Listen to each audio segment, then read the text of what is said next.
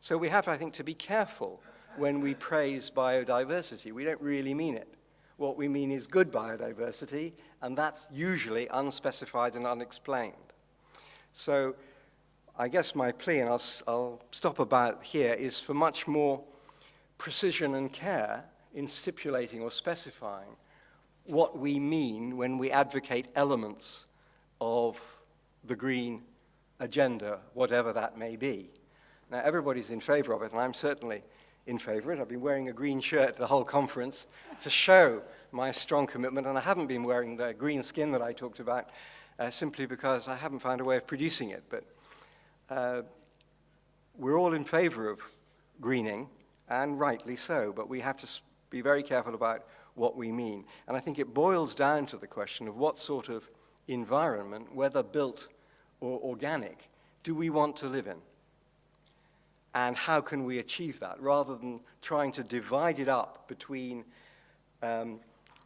organic and non-organic, or natural or unnatural. It seems to me that those are unhelpful categories. What we have to do is think about the sort of world we want to live in and the ways in which that can rationally and cost-effectively be produced. Thank you.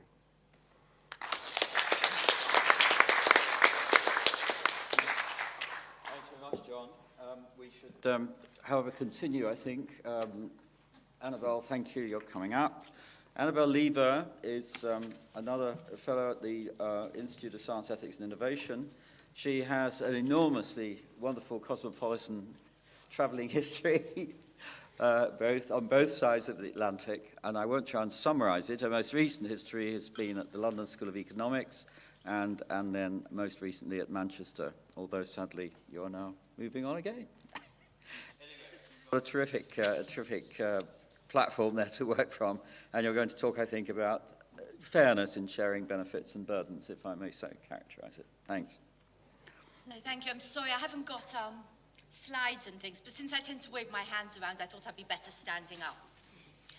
Now, as a political theorist, I'm afraid I feel really inadequate being here, because I know very little. Oh, I need to actually talk into it, do I? Oh, God, I hate having this thing staring me in the face. I feel very inadequate. I'm terribly sorry, because I don't know very much about the subject of the conference. But on top of that, I really doubt that solutions to ethical problems, the sorts of things that political moral philosophers spend their time doing, these seem to me largely irrelevant to the problems of collective knowledge and, above all, collective will, which we've heard about. So I completely agree with Catherine. A lot of these problems are ones of collective will, and they're not, I think, really deep ethical problems. Nonetheless, it does seem to me that there are two areas in which ethical thought might be helpful, and helpful perhaps in helping people to motivate people who are willing to make sacrifices if they believe these really are their duty, but don't want to have to make them unless they're persuaded that it's their duty. So I'm assuming that people are probably much like me. You don't want to make sacrifices unless you have to. But amongst the things you feel you have to do on occasion are honoring some moral commitments. So it seems to me there are at least two cases where perhaps moral reflection may actually be practically helpful. And those two problems are these. The first is a question of what duties we have to contribute to the provision of collective goods and to the avoidance of public bads if others who could contribute refuse to do so. And in honor of yesterday's talk, do you mind if we call this the shipping problem? The shipping problem then is, what are my duties to contribute to collective goods or the avoidance of collective ills if other people who are just as capable as me as contributing refuse to do so? What duties do I have? And the second problem, which actually David's talk partly addressed, and seems to me really incredibly important, is what duties do we have to help people whose governments are the main cause of poverty in their country and of the depletion and destruction of natural resources? And I think here of cases like Zimbabwe, of North Korea, and previously of the Soviet Union, the former Soviet Union, and what it did in Eastern Europe. The worry in these cases, I think, is that the provision of humanitarian aid inevitably creates problems of moral hazard and makes it easier for these governments to behave in appalling ways. And perhaps, and this is really one of the distressing things that seems to have happened in sub-Saharan Africa, where aid itself becomes an instrument of oppression. So we're going to withhold it from groups we don't like and give it to groups we like. And this seems to me really to raise enormously problematic moral problems that I think we need to address. Now, I'm going to have to apologize. I have to leave the second question because I really don't have an answer. And I actually haven't found any literature to begin to help me think about it. I've started to think about the first question. I'm afraid all I've got is really very little. But again, yesterday I think we had the mea culpa of the economics profession. On behalf of moral and political philosophers, I think we need to give a mea culpa, because these really urgent ethical problems, which do have some bearing on getting people to do things we want them to do, have been all but ignored in the philosophical literature. And the nearest I've found to a solution or any discussion of this problem, of the first one, the shipping problem, is a paper by David Miller, who's a very distinguished political philosopher at Nuffield College, Oxford. The paper he sent me, it's coming out, it won't be published until November, I believe. And in that paper, he asks exactly this question: what duties do we have to take up the slack, to make up for other people who fail to do their duty, to produce collective goods or to avoid collective burdens? And so in the rest of this talk, I'm just briefly going to sketch his answer. And then I'm going to highlight the ways in which this seems to me appealing and persuasive.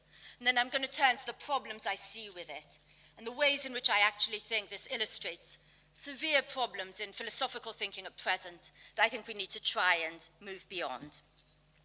Now, David Miller's argument is this: that if as a group we know and agree to solve a collective problem such as world poverty, to try and at least do something about world poverty, to do something about, say, pollution from shipping or greenhouse gases and so on, if we agree that we're going to try and solve this problem, and this is a big and we know roughly what counts as fair shares, our fair share in the collective solution, then he argues that we have a duty to do our fair share, even if other people fail to do theirs.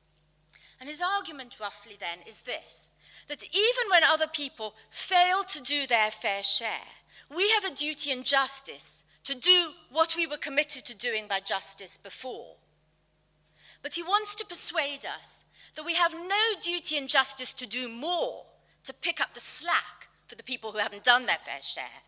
Although he thinks in really urgent cases, perhaps like in cases dealing with climate change, we may have duties of humanitarian aid to pick up the slack, and therefore to make up for people who are unwilling to cooperate.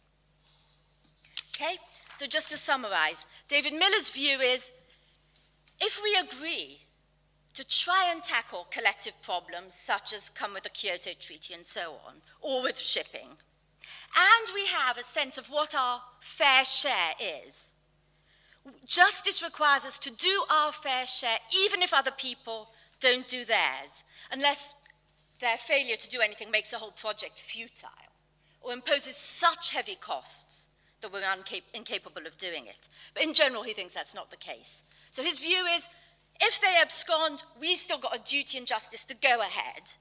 But he thinks justice doesn't require us to try to pick up their share, although perhaps we will have duties of humanitarian aid to do so.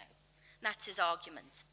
Now, it seems to me in some ways this is quite appealing and persuasive, because after all, we all agree, and I endlessly try and tell this to my kids unsuccessfully, that bad behavior by others doesn't license bad behavior by me. Injustice by others doesn't license injustice by me. As we always say, two wrongs don't make a right. And so in that sense, his argument seems very persuasive. It also seems persuasive in another way, because we don't generally expect innocent third parties to compensate victims of theft for their loss. So if John Sulston goes and steals something from John Harris, ordinarily we don't think I have a duty in justice to compensate John Harris and make good his loss. Now, I think that's a strength of his view, that we don't have duties in justice to make up for people who are failing to do their share.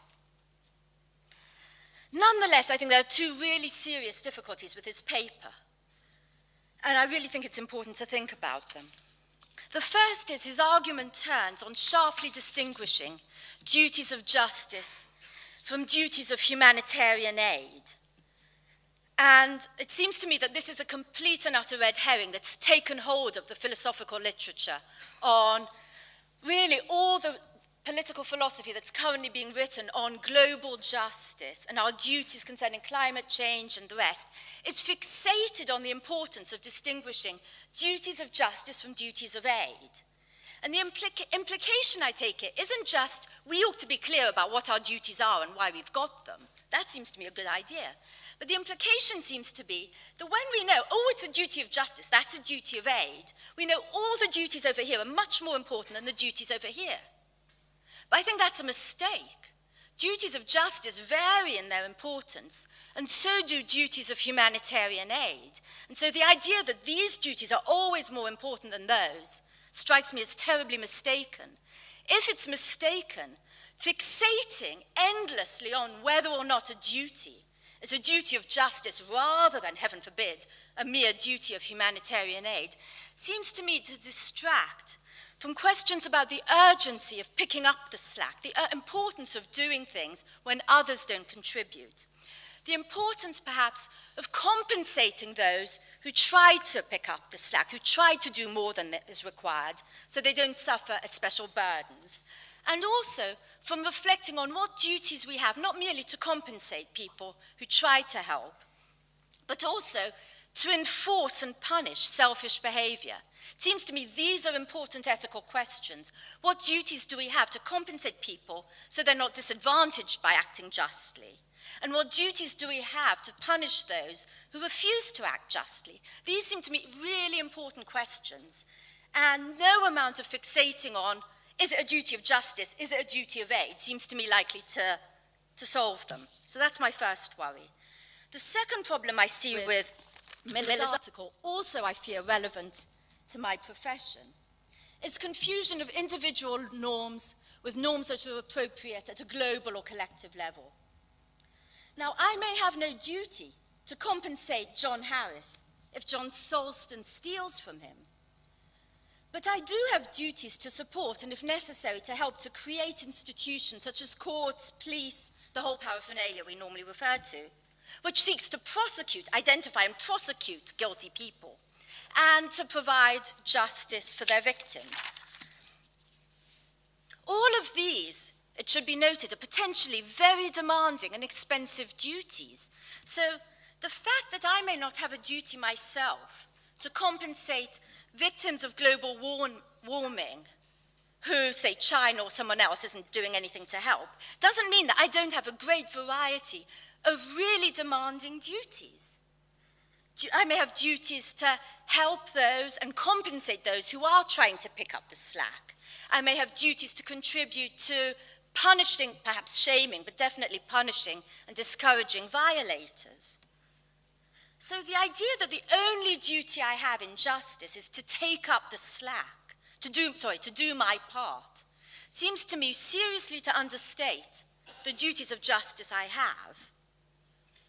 Moreover, I suppose that's really what I wanted to say. It seems to me just completely to misspecify the range and importance of my duties. Now, I'm afraid this is probably not very much help, and I'm rather embarrassed about that. But I do hope in future to have a chance to think a little bit more about this subject. But it does seem to me really important when we think about what role ethics can play in this to realize, by and large, we're facing, as far as I understand it, problems of will, not of knowledge in large part, and certainly not of ethical knowledge. Most of the time, we have a pretty good idea what our duties are. We just find it very difficult to motivate ourselves as individuals and collectively to do what we ought.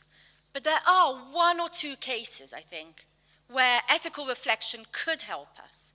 And one of the things that bothers me very much about the way political philosophy and moral philosophy have developed is that at the moment they're fixating on very high order things rather than on solving the ethical dilemmas that might actually encourage us and motivate us to behave as we probably should. Thank you.